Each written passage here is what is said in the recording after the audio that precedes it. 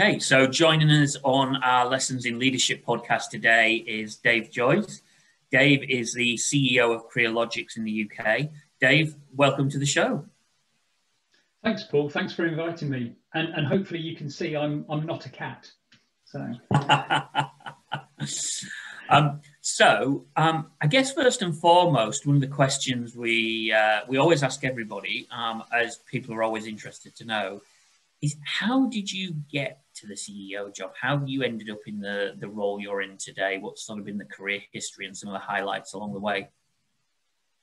Well, I wish I could say it was a straight line path progression and it was all planned, but it wasn't. I started life thinking I wanted to be a scientist, joined a company which was then called ICI at the time, you may remember them. And realised 2 or 3 years into that actually science wasn't for me and I wasn't for science. And stumbled into a job working on computers, the very first kind of advent of personal computing. And it really went from there. I then moved on to Visa, which was at the time, I always say to people when I joined Visa in 1989, if they had the term unicorn and startup, it would have been one of the first fintech startups and fintech unicorns in the UK. And I think that's an interesting point as well, because, you know, we're so used to using Visa and MasterCard today. It's just a normal part of our everyday lives. We forget what an innovative product it was at that time. And all pre-internet, so, when I joined, we were still dealing with paper. You might remember the zip-zap machines that merchants used to use. Yeah. So it was still very much in that period, and it felt quite pioneering. We were based in London and opening up all of the Europe, Middle East and Africa region. And I was fortunate enough to grow with the company. Lots of roles opened up across a broad spectrum of disciplines, whether that was product management, sales. I was lucky enough to live abroad in Sweden for 3 years as the general manager for the Nordic region up there. And then spent the last few years there running business operations for Europe. But really got to the point where I joined a company of less than 100 people, and it had grown to a company of about 3,000 people. And I felt that I'd really done everything I could do within the business, and really wanted to kind of hit the reset button a bit and start to work with smaller companies and help them grow and transfer some of the knowledge and skills and experience that I'd developed over the years. And that's what I've been doing for the last almost 10 years, working with payment businesses and more latterly running Crealogix here in the UK. We're a software business providing products and services to the wealth management community. And what would you say have been sort of some of the key leadership lessons you've learned throughout your career then? I think there are a few that come to mind. I think first and foremost, as a leader, you've got one job, and that's really to create vision and to provide context. And without that, you as a leader become redundant, and the business becomes less effective and efficient and rudderless. So I think that's my first point, I suppose, is you need to create that sense of both individual and corporate purpose for people to then get behind. And once you've done that, I've been a great believer in the model of servant leadership.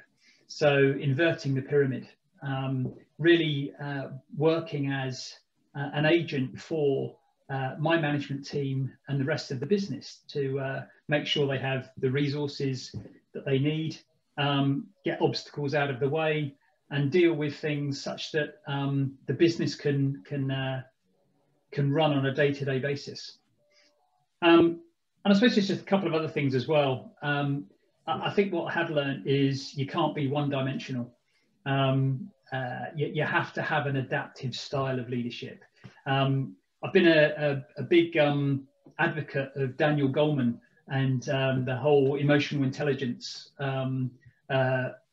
ethos.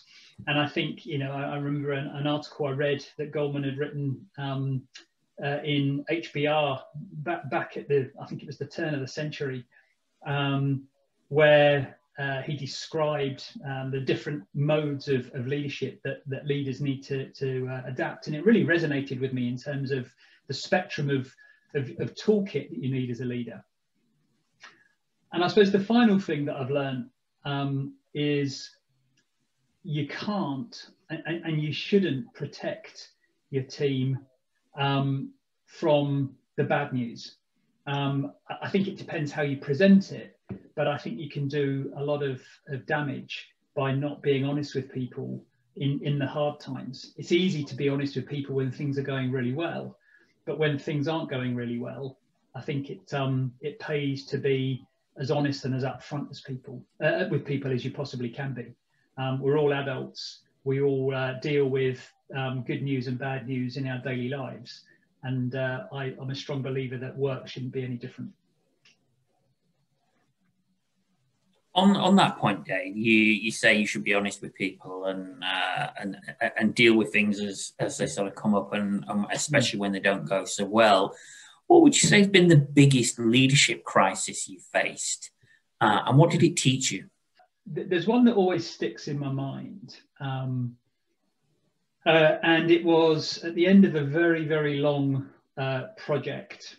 And I'm sure they won't mind me mentioning it. It was while I was working at Visa, and we put a new system live, and it went very badly wrong a few weeks into the rollout, and it was a real crisis moment. This was a critical system for the business. And I think one of the most surprising things for me in the context of leadership was I found myself, I was a senior manager within the business, but I wasn't sitting on the executive committee. And I found myself sitting at the table with the executive committee at fairly regular intervals throughout the couple of weeks it took to restore the system to normality, and they were looking to me for leadership.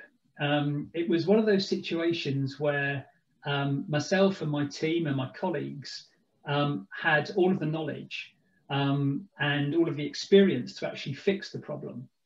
And it wasn't so much the exec committee telling me what to do.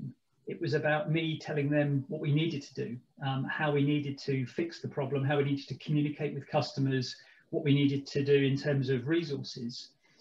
And it taught me a real lesson in terms of leadership can take many forms. It's not just a top-down activity. It's a bottom-up, it's a side-to-side, and it's a self-leading activity.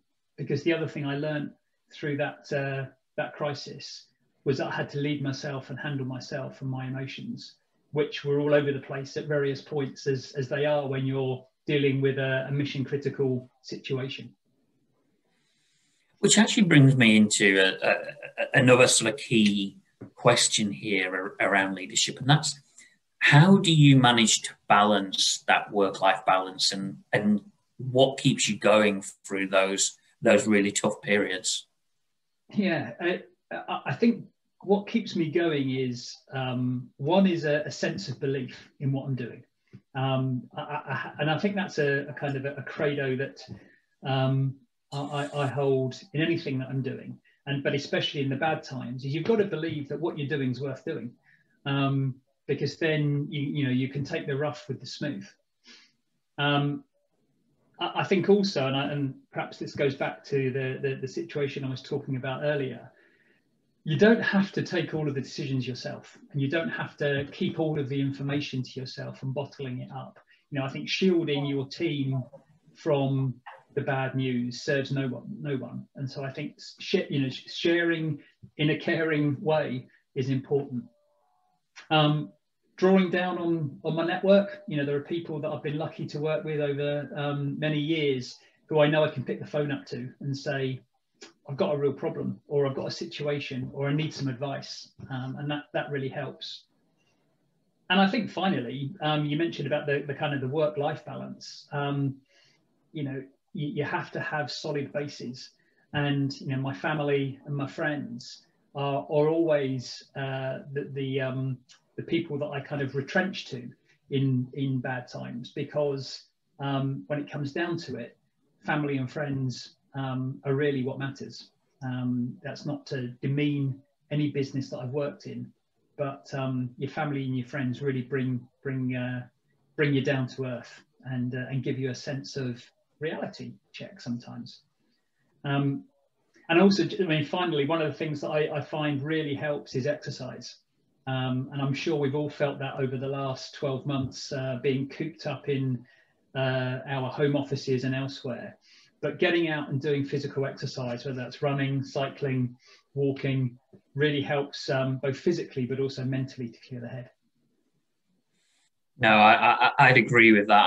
I took up boxing just before the pandemic hit, so I was really starting to get into that and enjoy it, and then all of a sudden I can't do it anymore, and my knees unfortunately just aren't capable of running. So it's been an interesting period in terms of trying to find a way to exercise and enjoy that and maintain that work-life balance. Yeah.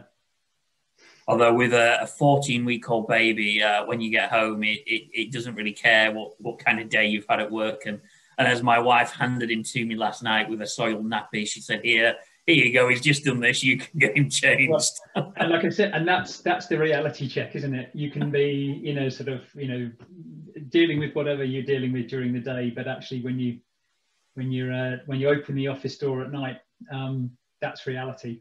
So yeah. Absolutely. And you mentioned there being able to call on some great people you've worked with in your career. Who would you say have been the most influential people you've worked with in your career, and kind of why? Yeah, I suppose I've worked with that. They probably fall into two camps.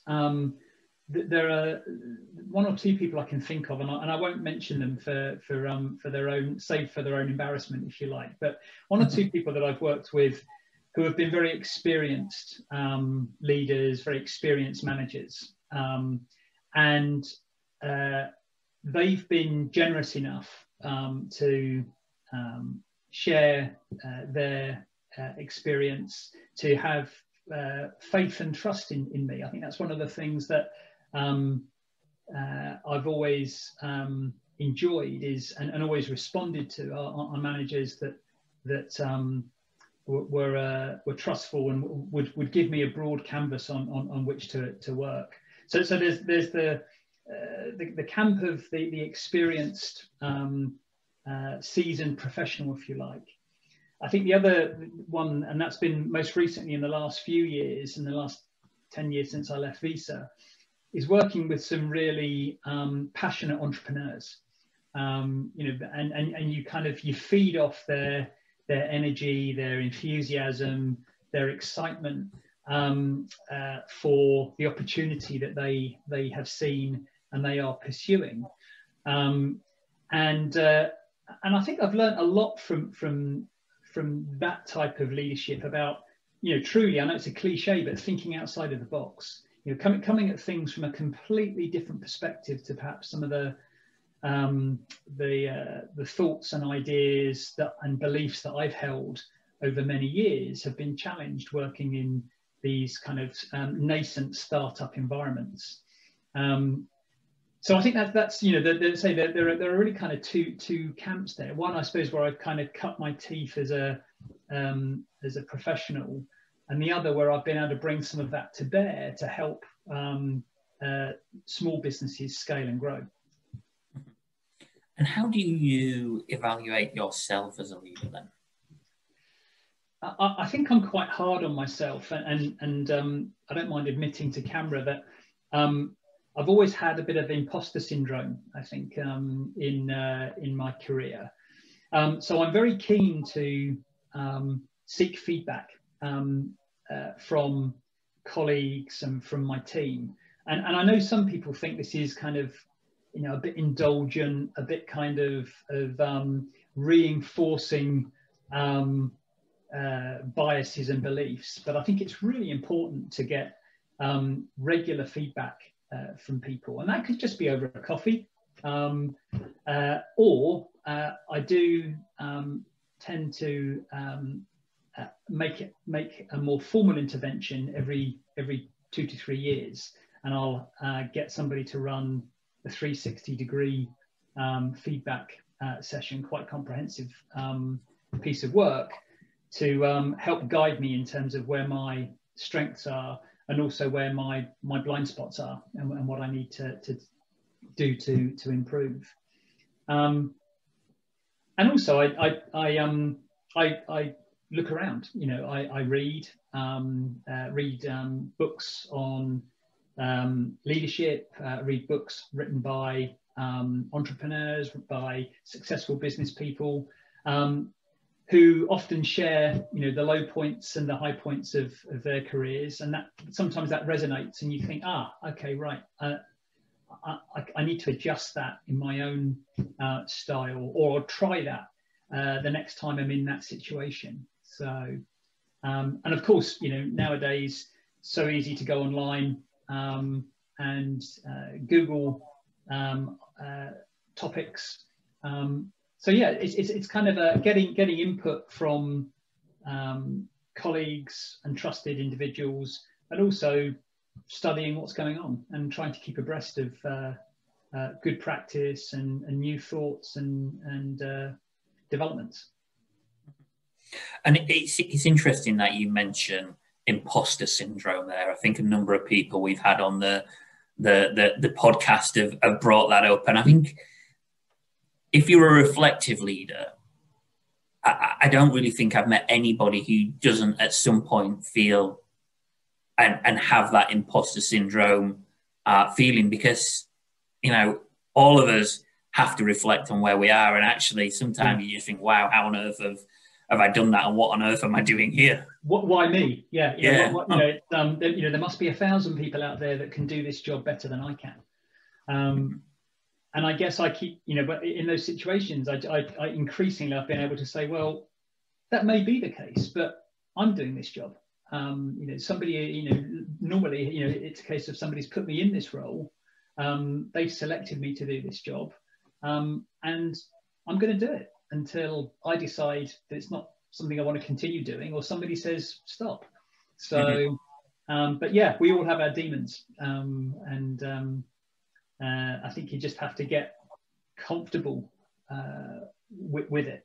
That you're the person who's doing it. There might be 999 other people that could do it, but you're doing it.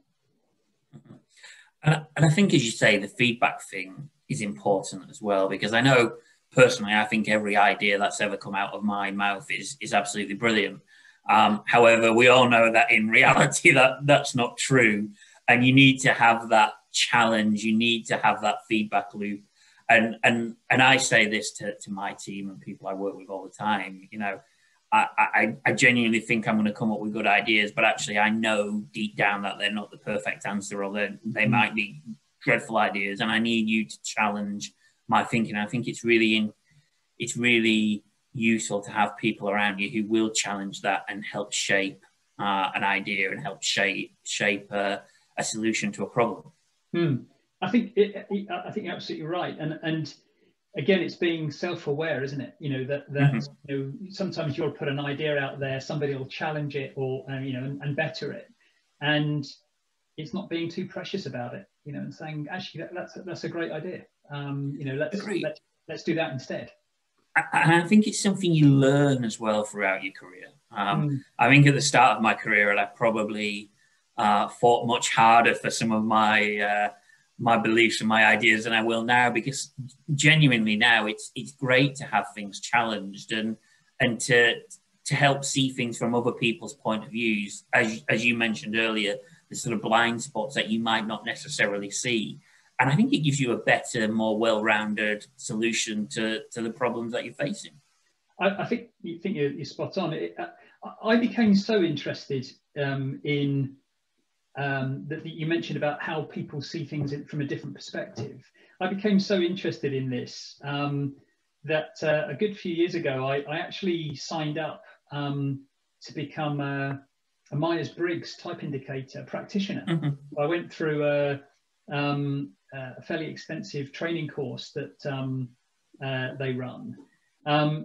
Because I was just fascinated by how I could be sat next to somebody or sat across the table from somebody and just see things, see the world, in such a different way, see the problem that was in front of us or the opportunity that was in front of us in such a different way.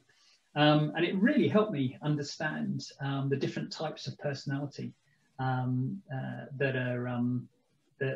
we're all surrounded by, and that how people view the world and how they interact with the world is very different to how you interact with it. And it's easy, isn't it, to say, well, everybody must see this situation the same as I do.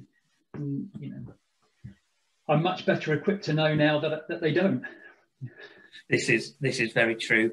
And you mentioned you mentioned there as well about books that you've read and that you find reading a really useful way to sort of learn and develop.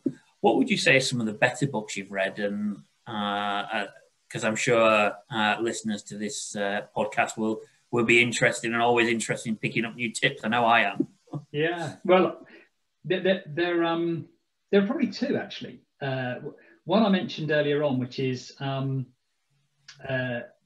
Goleman, and his book on emotional intelligence was a book that I read when it first came out, and I've gone back to, not to read cover to cover, but to kind of dip in and out of over the years since. As I said earlier, it made a real impact on me in terms of how one needs to become self-aware and then manage oneself before you can start to manage things around you. And the second book, in fact, I've only just finished rereading it, is the Hard Thing About Hard Things by Ben Horowitz. And that's just a fascinating, no holds barred account of a serial entrepreneur's life, and the risks and rewards and the issues that you have to deal with when you're trying to build a business. And of course, he's gone on with Mark Andreessen to run the Andreessen Horowitz venture capital business, which is invested in some of the biggest startup companies in the world. But the Hard Thing About Hard Things is definitely worth a read, because it doesn't pull any punches. I shall have a look for that one. That's not one I've come across, so I'll add that on to my own reading list. So it'd be interesting now to learn a bit about how you've managed COVID. Obviously, COVID has completely changed the way that we work and interact as businesses and with our customers and with our employees and with our shareholders and other key stakeholders. How have you found leading a business which has been transformed to largely working from home, and what sort of problems and issues have come about from that, and how have you solved them? Well, I suppose let's divide it into two parts. There's the external customer facing piece and the market facing piece, and then there's the internal. I suppose on the external customer facing piece, the one thing about COVID is that it's been very democratizing in that everybody's in the same boat. So I think working with existing customers and trying to win new business, you're in a situation where your customers are also working from home, they're working remotely, they're dealing with these issues. And so I don't think it's been disadvantageous, if you like, because every business has been doing the same thing. I mean, I can remember having a conversation with a customer back must have been April, May time, and we both thought we'd be back in the office by July. And here we are now coming into the spring of 2021, and both his business and my business are still working remotely. So I think on the external side, I think customers have been very understanding, because they're also in that same situation. They're dealing with stakeholders, with their own customers and suppliers, and it's, I suppose, if anything, it's meant ramping up some communication with customers, just to make sure that they feel assured that we're still around, that we're still here for them, and that we can still do business. And we've kicked off a number of projects over the last year where we've done it all remotely. Nothing, there's been no face-to-face meeting and handshaking. It's been done on Zoom or Teams or what have you. I suppose on the internal side of things, when the government announced that we needed to shut the doors, I think, like everybody else, we held our breath and thought, how on earth are we going to manage this? I mean, we were a technology company, so I suppose we're slightly better equipped and slightly better able to work remotely. But I have to say, thanks to some Herculean efforts from some of our team, the transition to working remotely was remarkably quick, remarkably fast. And I think after probably a couple of months, some of the reservations about working from home, working remotely, interaction with teams, collaboration, creativity started to go away, as people realized that actually there were tools that we could use and ways of working that meant that collaboration didn't need to stop. And I think, I suppose, the dilemma now is not so much about working remotely, it's what do we do now? As hopefully the vaccine in the UK starts to roll out, and some of the restrictions start to lift, I think the conversation that we need to start having with the team is, so how are we going to work going forward? I think we have to anticipate that there might be some hiccups along the way. There might be some further lockdowns, or certainly some further restrictions that are introduced to deal with spikes in infection. But I think we've all gotten used to working in a slightly different way. And I think there will be a hybrid approach that comes out of this, where people will want to do, I guess, some of the actual hard work remotely, and some of the more collaborative, creative work together, face to face. And so I think that's the dialogue that we're going to start with our workforce in the next couple of months. Yeah, and I think, again, a few of the people who've come on the podcast have said similar, especially around the innovative and creative stuff. They've said, in terms of day-to-day operational management and operational business as usual, it's been relatively straightforward to be able to make things happen. Obviously, there's hiccups along the way, and especially at the beginning when technology didn't quite work or people didn't quite know how to use it properly. It was harder, but they've managed to do BAU pretty successfully. But one of the things that they've noticed is maybe there's been a lack of innovation, a lack of creativity, because that happens when you're together in teams, and that's not necessarily as easy to do online. Yeah. I think it's, and also sentiment. It's really hard to judge how people are really feeling. When you're in the office with people, you can. I'd like to say that I'm a good judge of character, and I have a good kind of radar for the mood of the office generally, but certainly the way that individuals behave, you can very quickly tune into are they having a good day, a good week, a good month, or a bad time, and it's easier to pick up on those non-verbal signals. Whereas as we've all found out, the use of Teams and Zoom and other means has been great to keep discussion going. But it's not as informal as just going to the kitchen or going to the water cooler or grabbing a coffee with somebody and just having an informal chat. everything on Zoom and Teams has to be scheduled, and that in itself means that you don't capture those moments when people might need some help, or might need some advice, or we just need to sit down and talk. Absolutely. So what would you say are the most overrated leadership qualities? I think there are a couple of things that come to mind. One is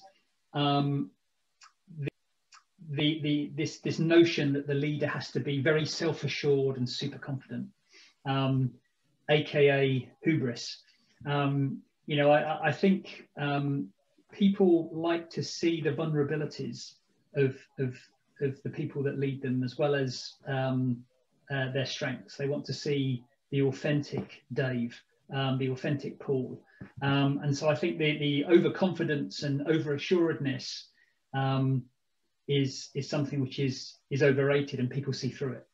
And I suppose allied to that, and I think this probably won't be unique, I think leading by charisma is oft overrated. I think being charismatic can help as a leader. I think it can help when you're trying to gain the confidence of people, or you're networking, or you're trying to imbue a sense of direction.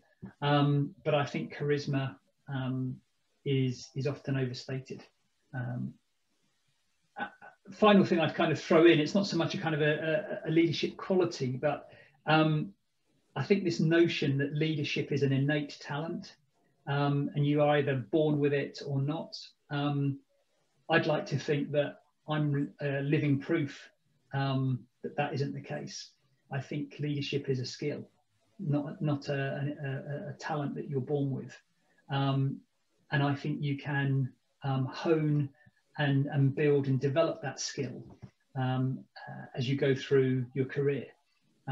So anybody that thinks, oh, I'm not really cut out to be a leader, well, if you want to be, you can be. And leadership takes many forms. Absolutely, I would agree with that. I think it's fascinating that you bring up charisma, because that's the one that we hear all the time, and you need a certain amount of charisma because you, as a leader, you've got to persuade people to your point of view, and you've got to take people with you. However, too much charisma can be a real problem that does lead to hubris. Yeah. And therefore you've got it's a very fine balancing act. It's a skill and a talent that you want in a leader, but it's one that you also want to be tempered. Yes. Yeah. No. Otherwise, I think you become a politician with a small p. I'm not making a political statement there. I think too much charisma is very much associated with being a politician. And again, a certain amount of politics is always involved in a business. I think it's inevitable, but too much of it, and we all know where that goes. Yeah, no, and I think it's interesting as well. You bring up the innate talent of leadership. So it's that nature versus nurture argument. And I don't think anybody is born with a natural, I guess, natural leadership skill. It is learned, and it is. I think it's something that is nurtured. However, I do think some people are more have more of a disposition towards leadership because of their natural personality. Yeah, I mean, I guess we're both at risk of getting into quite deep psychological territory there, and I would agree with you. I mean, I think it is a nurture thing. From my perspective, I was never the captain of the school football team or the school rugby team, but I found in business that I was able to manage and to lead, to be able to articulate a point, to persuade. to gain the confidence of individuals and teams. And then was lucky enough to work with some really good people and get some really good on the job and formal development. And it's really really helped me. Yeah, absolutely. And even those that, tend to have more of a disposition towards it, it needs to be honed and it needs to be trained. Nobody is a great leader in the finished article without any training and development work. And I think there's leadership for a time, isn't there? I think perhaps you know that better than I in the business that you're in. But businesses need different types of leaders for different types of situations and different stages of their maturity. What might be the right leader to lead a nascent business that is growing is not the same type of leadership that you need for an established PLC business. It's not the same type of leadership you need for a business that's not in great shape and really needs to take some action and do some restorative work. So I think it's really a case of what type of leader are you, and can you adapt, and what sort of leader does a business need at any one time? Well, we always say there's three types of businesses. There's those that are in growth stage, those that are in business as usual, and those that are in turnaround. And everybody wants to be in the growth stage. Nobody wants to be in turnaround. And you need to select the right leader for the type of organization to be able to take them on their journey. You can select the wrong one and you see the high profile mistakes that have been made out there. But then we talk about leadership styles, and there's really only two. There's transformational or transactional. And I think there's been a lot of emphasis placed on transformational leadership, with some good evidence as to why you would want that type of leader in your organization. But there's also a time and a place for transactional leadership, where which is more of a traditional command and control type structure. And businesses that are in turnaround, in particular, may need somebody with a transactional background rather than a transformational background. Indeed. I think transformation is one of those interesting areas where I do sometimes question whether businesses and boards of businesses, when they use the term transformation, are they, to use the parlance, are they really up for it? Because for me, transformation is not just incremental change. Transformation is exactly what it says on the tin, which is a business wants to fundamentally change the way that it does things. It wants to fundamentally change its operating model, wants to pivot its business model, wants to work in a new way, addressing new customer segments and new market opportunities. And I think sometimes the transformation umbrella is used when actually what businesses want is perhaps a bit more of or a lot more of the transactional type leadership, with a bit of change to some existing processes. For me, transformation is a whole enterprise endeavor. Absolutely. And it's easy to be seduced by transformational leadership because everybody sees that they want to go somewhere else. But the reality of making it happen is often quite different, especially when you've got to go against the grain of what has made the business successful. And the question we always ask board directors is, are you actually ready for that change? Because it will mean that you have to change as well. Yeah, it's all change, I think, starts with personal change. You can't force change on people. You can't ask people to change unless you're prepared to change yourself. Yeah, absolutely. So Dave, that brings us to the end of the interview today. But I guess I've got one last question, and that's, If you were me, is there anything you would have asked yourself today that I haven't necessarily asked you?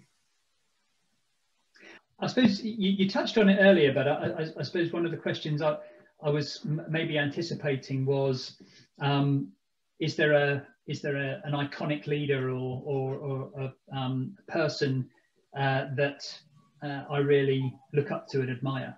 And I'll answer that question if you'll allow me to answer. No, absolutely. And the person is somebody which I wonder if many people have heard of. It's a guy called Dee Hock. And Dee Hock was the founder of Visa International. And he was truly a visionary and an inspirational leader.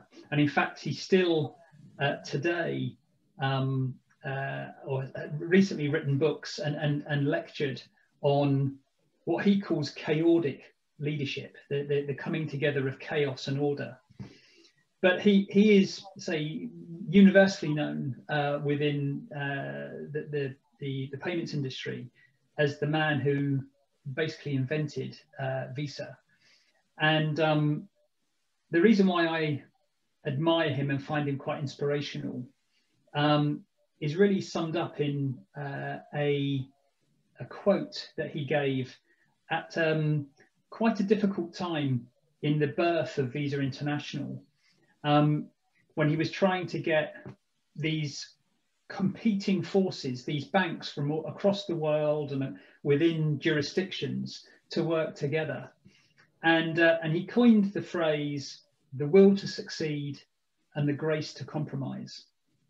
And that phrase, that term has stuck with me for the better part of 30 years. And when I was working at Visa, it used to be a term that was engraved on a pen and pencil that you got after working for the business for, I think it was 2 years. And I just think that really has served me well in my career, and especially my leadership career.